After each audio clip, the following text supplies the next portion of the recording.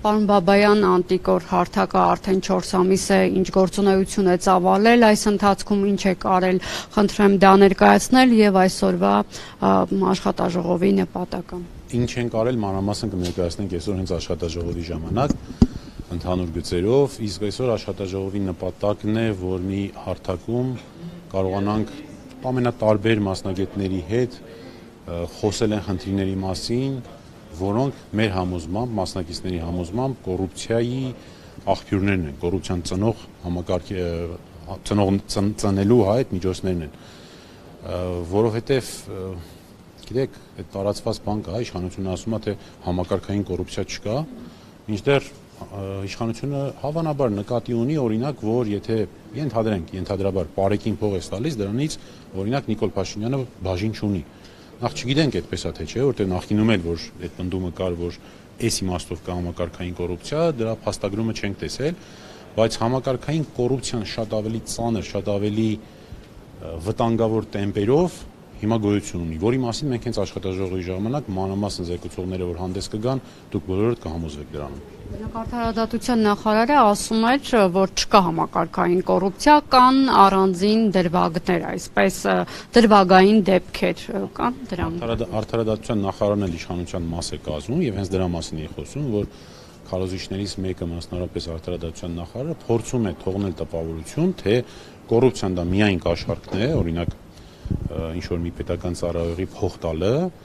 եւ համակարգայինն էլ դրային է, որ այդ փողից բաժին ունի ենթադրենք Նիկոլ Փաշինյանը։ Ես նորից եմ կրկնում, այդպիսի իրենց ներկայացրած կամ իրենց նկարագրած համակարգային կոռուպցիան, որ չկա, չենք կարող այդպես վստահորեն պնդել, բայց չենք էլ կարող պնդել, որ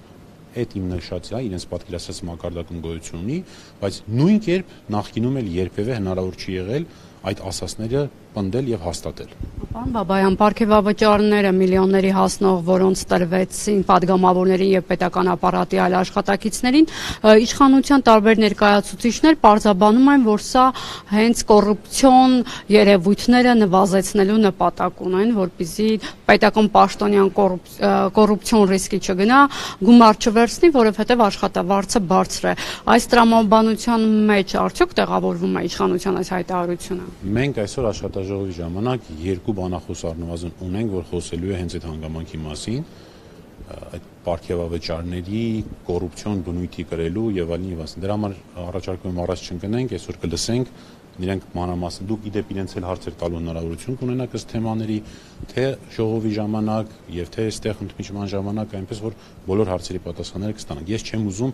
աշխատաժողովից առաջ բացել աշխատաժողովի թեմաները եւ ինքս բոլոր զեկուցողների փոխարեն ինչ-որ բաներից խոսել։ Պարոն Բաբայան, Նիկոլ Փաշինյանը ազգային ժողովում հայտարարել էր, որ 2018-ից հակակոռուպցիոն պայքարը եղել է իրենց առաջնահերթություններից առաջնահերթությունը եւ հասնում են 0 մակարդակի։ Երբ կհասնենք այդ մակարդակի այս տեմպերով։ Դրանք քաղաքական համապատասխան հայտարարություններ են, որի մասին այսօր էլ խոսելու ենք եւ տեսնեք, որ դա հերկվում է։ Այսինքն դրանք ընդհանրապես քաղաքական հայտարարություններ են, որոնք գործնականում ամբողջությամբ հերկվում են եւ կտեսնեք, թե ինչ կարգի համակարգային կոռուպցիա կա։ Եվ կտեսնենք, թե արդյոք իշխանության կողմից կոռուպցիայի դեմ պայքարը արդյունավետ է թե ոչ։